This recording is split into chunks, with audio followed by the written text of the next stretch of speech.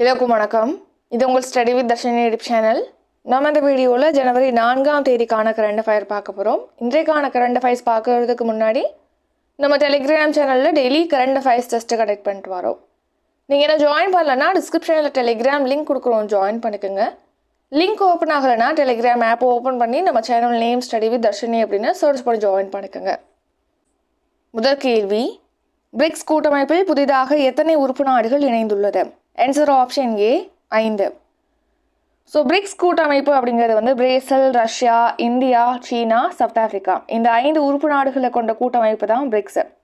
இப்போ இந்த பிரிக்ஸ் கூட்டமைப்பில் பார்த்தீங்கன்னா புதுசாக 5 உறுப்பு நாடுகள் இணைந்திருக்கு. ஸோ அதன்படி மொத்தமாக பிரிக்ஸில் இருக்கக்கூடிய உறுப்பு நாடுகளோட எண்ணிக்கை அப்படிங்கிறது 10ஆக உயர்ந்திருக்கு. கவனிங்க, இப்போது பிரிக்ஸ் கூட்டமைப்பில் புதுசாக 5 உறுப்பு நாடுகள் இணைந்திருக்கு. அது என்னென்ன அப்படின்னா எகிப்து, எத்தியோப்பியா, ஈரான், சவுதி அரேபியா, ஐக்கிய அரபு அமீரகம். ஸோ நம்ம ஏற்கனவே இதை பற்றி பார்த்துருப்போம். என்னென்னா 15வது உச்சி மாநாடு, பிரிக்ஸோட 15வது உச்சி மாநாடு வந்து இப்போ சமீபத்தில் தென்னாப்பிரிக்காவின் ஜோஹன்னஸ்பர்க் நகரத்தில் நடைபெற்றது. ஸோ இந்த மாநாட்டில் பார்த்தீங்கன்னா ஒரு 6 நாடுகள், எகிப்து, எத்தியோப்பியா, ஈரான், சவுதி அரேபியா, ஐக்கிய அரபு அமீரகம், அப்புறம் அர்ஜென்டினா, இந்த 6 நாடுகளை புதிய உறுப்பினர்களாக பிரிக்ஸ் கூட்டமைப்பில் இணைக்கிறதுக்கு ஒப்புதல் வழங்கியிருந்தாங்க. ஸோ அதையடுத்து இப்போது சமீபத்தில் அர்ஜென்டினாவுடைய புதிய அதிபரான ஜேவியர் மிலை பார்த்தீங்கன்னா பிரிக்ஸ் கூட்டமைப்பில் அர்ஜென்டினாவை இணைக்கிறதுக்கான முடிவை வந்து திரும்ப பெற்றுக் கொண்டிருக்காரு. ஸோ அதன்படி அர்ஜென்டினா தவிர மீதமுள்ள 5 நாடுகள், எகிப்து, எத்தியோப்பியா, ஈரான், சவுதி அரேபியா, ஐக்கிய அரபு அமீரகம், இந்த 5 நாடுகள் பிரிக்ஸ் கூட்டமைப்பில் புதிய உறுப்பு நாடுகளாக இணைந்திருக்கு. ஸோ அதன்படி பிரிக்ஸ் கூட்டமைப்பின் உறுப்பு நாடுகளோட எண்ணிக்கை அப்படிங்கிறது 10ஆக உயர்ந்திருக்கு. நெக்ஸ்ட் 2024ஆம் ஆண்டுக்கான பிரிக்ஸ் கூட்டமைப்புக்கான தலைமை பொறுப்பை ஏற்றுள்ள நாடு எது அப்படின்னா ரஷ்யா. ரஷ்யாவுடைய அதிபர் வந்து விளாடிமிர் புதின். நெக்ஸ்ட் பிரிக்ஸ் கூட்டமைப்பு பற்றி பார்த்தோம்னா ஃபர்ஸ்ட் பிரிக்ஸ் கூட்டமைப்பு வந்து பிரிக் அப்படிங்கிற பேரில் பிரேசில், ரஷ்யா, இந்தியா, சீனா இந்த 4 நாடுகளால் 2006ஆம் ஆண்டு செப்டம்பர் மாதம் தொடங்கப்பட்டது. அதையடுத்து 2010ஆம் ஆண்டு செப்டம்பர் மாதம் இந்த பிரிக் கூட்டமைப்பில் தென்னாப்பிரிக்கா இணைந்து பிரிக் அப்படிங்கிற பெயரானது பிரிக்ஸ் அப்படின்னு சொல்லிட்டு மறுபெயரிடப்பட்டது.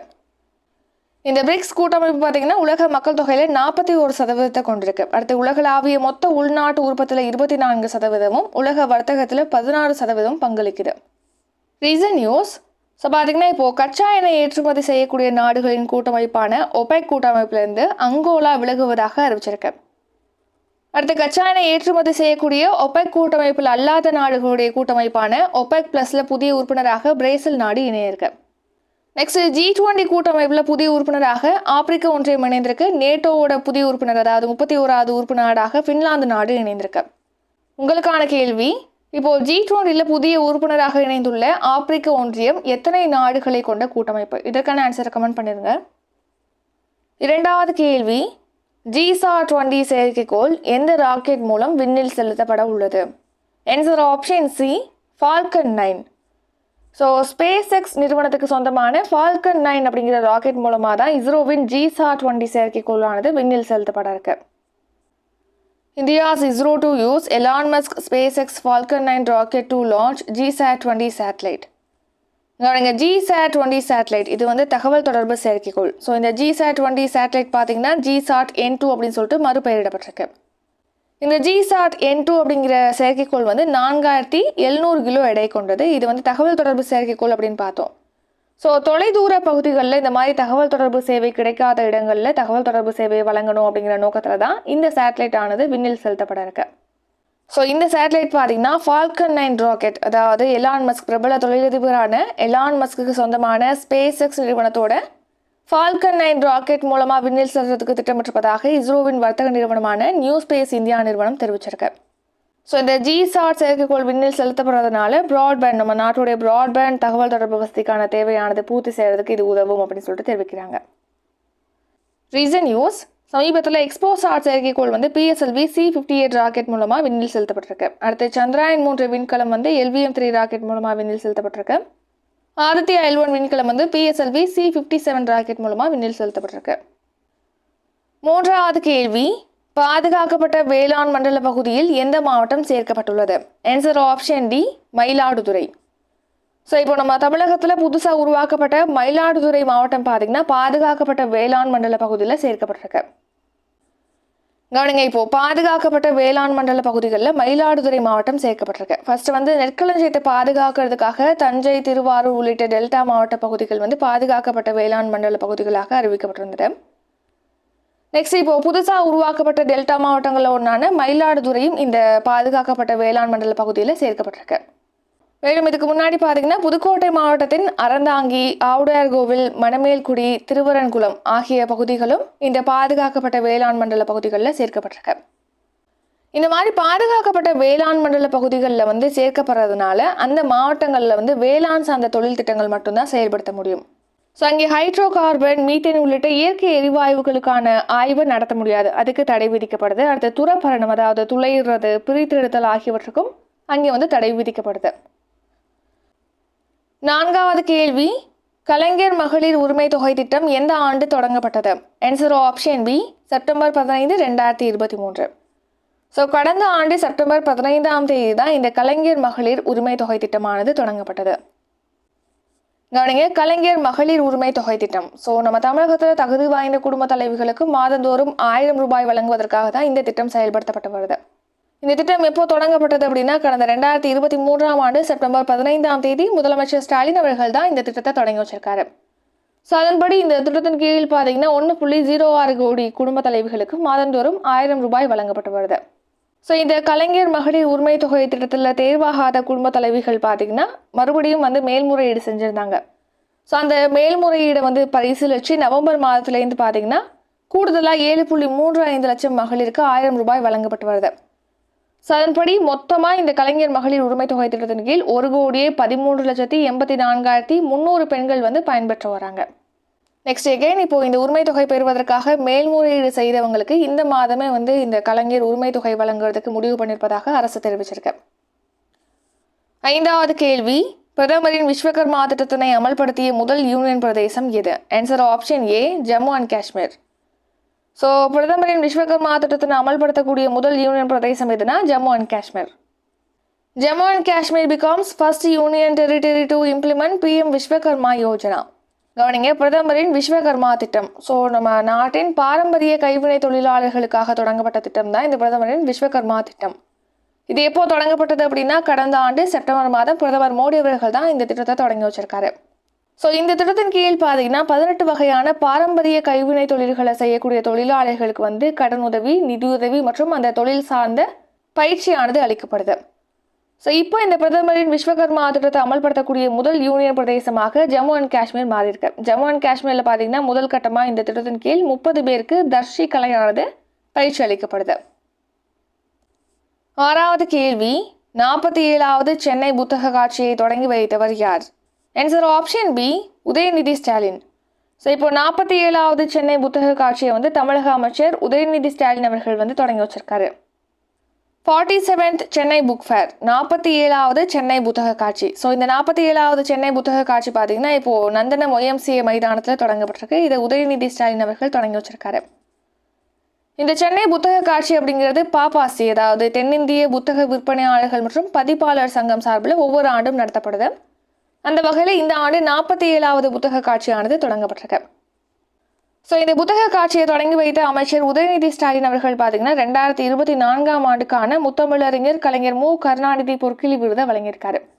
ஸோ சமீபத்தில் தான் இந்த விருது யார் யாருக்கெல்லாம் அறிவிக்கப்படுது அப்படின்னு சொல்லி பார்த்தோம். ஸோ எகைன் ஒன் டைம் பார்த்துடலாம். ஸோ பார்த்தீங்கன்னா பேராசிரியர் சிவசுப்பிரமணியன் அவர்களுக்கு வந்து உரைநடை பிரிவில் இந்த பொற்கிளி விருது வழங்கப்பட்டிருக்கு. அடுத்து தமிழ் மகன் அவர்களுக்கு நாவல் பிரிவில் விருது வழங்கப்பட்டிருக்கு. எழுத்தாளர் அழகிய பெரியவன் அவர்களுக்கு வந்து சிறுகதை பிரிவில் இந்த விருது வழங்கப்பட்டிருக்கு. கவிஞர் உமா மகேஸ்வரி அவர்களுக்கு வந்து கவிதை பிரிவிலையும், மயிலை பாலு அவர்களுக்கு வந்து மொழிபெயர்ப்பு பிரிவிலையும் இந்த விருது வழங்கப்பட்டிருக்கு. அடுத்து நாடக பிரிவில் வேலு சரவணன் அவர்களுக்கு இந்த பொற்கிளி விருது வழங்கப்பட்டிருக்கு. 7வது கேள்வி, கீழ்கண்ட எந்த மாதத்தில் ஜல்ஜீவன் திட்டத்தின் கீழ் 100% கிராமங்களில் உள்ள அனைத்து வீடுகளிலும் குடிநீர் இணைப்பு வழங்கப்பட்டுள்ளது? ஆன்சர் ஆப்ஷன் டி, அனைத்தும். ஸோ பார்த்தீங்கன்னா ஹரியானா, தெலுங்கானா, கோவா, பஞ்சாப், குஜராத், ஹிமாச்சல பிரதேசம் இந்த மாநிலங்களில் ஜல்ஜீவன் திட்டத்தின் கீழ் 100% கிராமங்களில் அனைத்து வீடுகளிலுமே குடிநீர் இணைப்பானது வழங்கப்பட்டிருக்கு.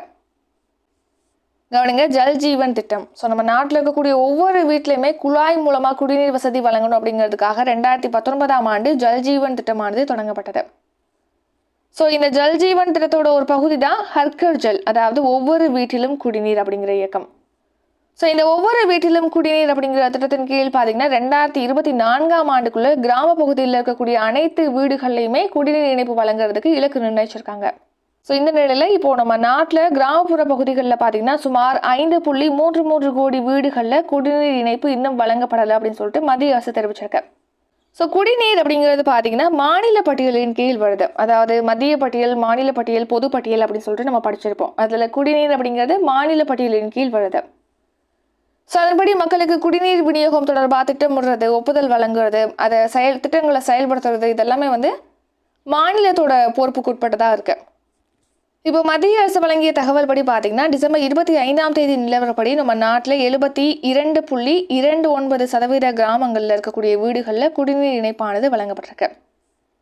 நெக்ஸ்ட் மேற்கு வங்கம், ராஜஸ்தான், ஜார்க்கண்ட் இந்த மாநிலங்கள்லாம் வந்து குடிநீர் இணைப்பு வழங்குறதுல மிகவும் பின்தங்கிய நிலையில் இருக்குது அப்படின்னு சொல்லிட்டு தெரிவிச்சிருக்காங்க. அடுத்து நம்ம தமிழகத்தை பொறுத்த வரைக்கும் பார்த்தீங்கன்னா தமிழகத்தில் 78.59% கிராமங்களில் குடிநீர் இணைப்பானது வழங்கப்பட்டிருக்கு. அடுத்து 100% குடிநீர் இணைப்பு வழங்கப்பட்ட மாநிலங்கள் மற்றும் யூனியன் பிரதேசங்கள் என்னென்ன அப்படின்னு பார்த்தோம்னா புதுச்சேரி, தெலுங்கானா, குஜராத், கோவா, அந்தமான் நிக்கோபார், தாத்ரா நாகர் ஹவேலி மற்றும் டாமன் அண்ட் டையூ, ஹரியானா, பஞ்சாப், ஹிமாச்சல் பிரதேச மாநிலங்கள் இருக்கு. 8வது கேள்வி, டெசர்ட் சைக்ளோன் என்பது எந்த இரு நாடுகளுக்கு இடையிலான கூட்டு இராணுவ பயிற்சி? ஆன்சர் ஆப்ஷன் சி, இந்தியா மற்றும் ஐக்கிய அரபு அமீரகம். ஸோ டெசர்ட் சைக்ளோன் அப்படிங்கிறது இந்தியாவுக்கும் ஐக்கிய அரபு அமீரகத்துக்கும் இடையிலான கூட்டு இராணுவ பயிற்சி. Desert cyclone 2024 first India UAE joint military exercise begins in Mahajan, Rajasthan. கவனிங்க, டெசர்ட் சைக்ளோன் இது வந்து இந்தியாவுக்கும் ஐக்கிய அரபு அமீரகத்துக்கும் இடையிலான கூட்டு இராணுவ பயிற்சி. ஸோ இந்த ஆண்டு நடத்தப்படுவது முதலாவது பதிப்பு. ஸோ இப்போ தான் ஃபர்ஸ்ட் டைம் வந்து டெசர்ட் சைக்ளோன் அப்படிங்கிற பயிற்சியானது நடத்தப்படுது. இப்போ இது எங்கே தொடங்கப்பட்டிருக்கு அப்படின்னா ராஜஸ்தான் மாநிலத்தின் மகாஜனில் தொடங்கப்பட்டிருக்கு. ஜனவரி 2ஆம் தேதி தொடங்கப்பட்ட இந்த பயிற்சி பார்த்தீங்கன்னா 2 வாரங்களுக்கு நடைபெற இருக்கு. 9வது கேள்வி, உலக பிரெய்லி தினம் எந்த நாளில் அனுசரிக்கப்படுகிறது? ஆன்சர் ஆப்ஷன் டி, ஜனவரி 4. ஸோ ஆண்டுதோறும் ஜனவரி 4ஆம் தேதி உலக பிரெய்லி தினமானது அனுசரிக்கப்படுகிறது.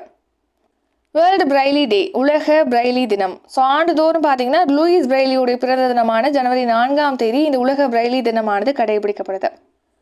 ஸோ பிரெய்லி அப்படிங்கிறதுனா பார்வையற்றவங்க படிக்கிறதுக்கான ஒரு எழுத்து முறை தான் பிரெய்லி. ஸோ பார்வையற்றவங்க அவங்க விரல்களை தடவி பார்த்து படிக்கிறதுக்காக இந்த எழுத்து முறையானது உருவாக்கப்பட்டிருக்கு. இதை வந்து லூயிஸ் பிரெய்லி தான் உருவாக்கியிருக்காரு. லூயிஸ் பிரெய்லி வந்து பிரெஞ்சு நாட்டை சேர்ந்தவர். இவர் முதன்முறையாக 1829ஆம் ஆண்டு தான் இந்த பிரெய்லி முறையை உருவாக்கியிருக்காரு. ஸோ இந்த பிரெய்லி முறையை உருவாக்கிய லூயிஸ் பிரெய்லியை கௌரவிக்கும் வகையில் இவருடைய பிறந்த தினமான ஜனவரி 4ஆம் தேதி இந்த உலக பிரெய்லி தினமானது கடைபிடிக்கப்படுது. 10வது கேள்வி, 2024ஆம் ஆண்டின் பெரிகலியன் நாள் டேஷ். ஆன்சர் ஆப்ஷன் சி, ஜனவரி 3. ஸோ 2024ஆம் ஆண்டின் பெரிகலியன் நாள் எப்போ அப்படின்னா ஜனவரி 3. கவனிங்க, பெரிகலியன் நாள். ஸோ சூரியனுக்கு ரொம்ப பக்கத்தில் பூமி செல்லக்கூடிய நாள் தான் பெரிகலியன் நாள் அப்படின்னு சொல்லிட்டு விஞ்ஞானிகள் அழைக்கிறாங்க. ஸோ எப்போதும் பார்த்தீங்கன்னா ஜனவரி மாதத்தோட முதல் வாரத்தில் இந்த பெரிகலியன் நாள் வந்து வரும். ஸோ இந்த வருஷத்தை பொறுத்த வரைக்கும் ஜனவரி 3 தான் பெரிகலியன் நாள். ஸோ நார்மல் டேஸை விட இந்த பெரிகலியன் டேயில் பார்த்தீங்கன்னா சூரியனுக்கும் பூமிக்கும் இடையிலான தொலைவு அப்படிங்கிறது 48.2 லட்சம் கிலோமீட்டர் குறைவாக இருக்கும். ஸோ மேலும் பார்த்தீங்கன்னா இந்த நாளில் வந்து சூரியனுக்கு ரொம்ப பக்கத்தில் பூமி இருக்கிறதுனால 7% வெளிச்சம் வந்து அதிகமாக கிடைக்கும். நார்மல் டேஸை விட 7% வெளிச்சம் வந்து அதிகமாக பூமிக்கு கிடைக்கும். Short news. ஸோ இப்போது ஷார்ட் நியூஸ் பார்க்குறதுக்கு முன்னாடி 1 இயர் சப்ஸ்கிரிப்ஷன் பற்றி பார்த்துடலாம். ஸோ 1 இயர் சப்ஸ்கிரிப்ஷன் அப்படிங்கிறது எதுக்காக அப்படின்னு கேட்டிங்கன்னா அப்போது நெக்ஸ்ட் இயர் ஸ்டார்ட் ஆகுது 2024ஆம் ஆண்டு. ஸோ நெக்ஸ்ட் இயர் ஜனவரி 1 தேதியிலேருந்து டிசம்பர் 31 வரைக்கும் உங்களுக்கு daily current affairs PDF, monthly current affairs PDF, அடுத்து weekly current affairs test, monthly current affairs test. So இதெல்லாமே 1 இயருக்கு உங்களுக்கு வந்து ப்ரொவைட் பண்ணுவோம். ஸோ இதுதான் 1 இயர் சப்ஸ்கிரிப்ஷன். இதிலே வந்து பேட்ச் 1, பேட்ச் 2 அப்படின்னு சொல்லிட்டு இருக்கு. ஸோ இந்த 2 பேட்சில் உங்களுக்கு எந்த பேட்ச் ஜாயின் பண்ணுமோ அதுக்கான ஃபீஸை வந்து டிஸ்கிரிப்ஷனில் இருக்கக்கூடிய நம்பருக்கு பே பண்ணிவிட்டு ஸ்க்ரீன்ஷாட் அனுப்பணும். ஸோ இந்த 1 இயர் சப்ஸ்கிரிப்ஷன் பற்றி இன்னும் உங்களுக்கு டீட்டெயில் வேணும்னா டிஸ்கிரிப்ஷனில் காண்டாக்ட் நம்பர் கொடுத்துருக்கோம். அந்த நம்பரை காண்டாக்ட் பண்ணி நீங்கள் தாராளமாக கேட்கலாம். இந்த 1 இயர் சப்ஸ்கிரிப்ஷனில் ஜாயின் பண்ணுறதுக்கு லாஸ்ட் டேட் வந்து ஜனவரி 7ஆம் தேதிக்கு முன்னாடி ஜாயின் பண்ணிக்கணும். இப்போது ஷார்ட் நியூஸ் பார்க்கலாம். ஸோ இப்போது லெபனான் நாட்டோட தலைநகரான பெய்ரூட்டில் ஹமாஸ் அமைப்பின் 2ஆம் நிலை தலைவரான சலே அல் அரூரியை குறிவைத்து இஸ்ரேல் நடத்திய ஏவுகணை தாக்குதலில் இந்த சலே அல் அரூரி வந்து கொல்லப்பட்டிருக்காரு அப்படின்னு சொல்லிட்டு தெரிவிச்சிருக்காங்க. நெக்ஸ்ட், உலக அளவில் 12% எண்ணெய் மற்றும் 4-8% இயற்கை எரிவாயு வர்த்தகமானது செங்கடல் சூயஸ் கால்வாய் வழியாக நடைபெறுது அப்படின்னு சொல்லிட்டு தெரிவிச்சிருக்காங்க. நெக்ஸ்ட் பார்த்தீங்கன்னா 2022ஆம் ஆண்டு மத்திய சுற்றுச்சூழல் மற்றும் வனத்துறை அமைச்சகம் வந்து தொழில் திட்டங்களை தொடங்கியதுக்கு அப்புறமா சுற்றுச்சூழல் அனுமதியை பெறலாம் அப்படின்னு சொல்லிட்டு உத்தரவு வெளியிட்டிருந்தது. ஸோ இதுக்கு வந்து உச்சநீதிமன்றம் தடை விதித்திருக்கு. அடுத்து லட்சத்தீவில் வேகமான இணையதள வசதி உட்பட 1150 கோடி மதிப்பிலான வளர்ச்சி திட்டங்களை பிரதமர் மோடி அவர்கள் தொடங்கி வச்சிருக்காரு. ஸோ லட்சத்தீவின் தலைநகரான கவரத்தில் பார்த்தீங்கன்னா பிரதமர் மோடி அவர்கள் வந்து கொச்சி டு லட்சத்தீவு இடையேயான கடலுக்கடியிலான கண்ணாடி இலை கேபிள் இணைப்பு திட்டத்தை தொடங்கி வச்சிருக்காரு.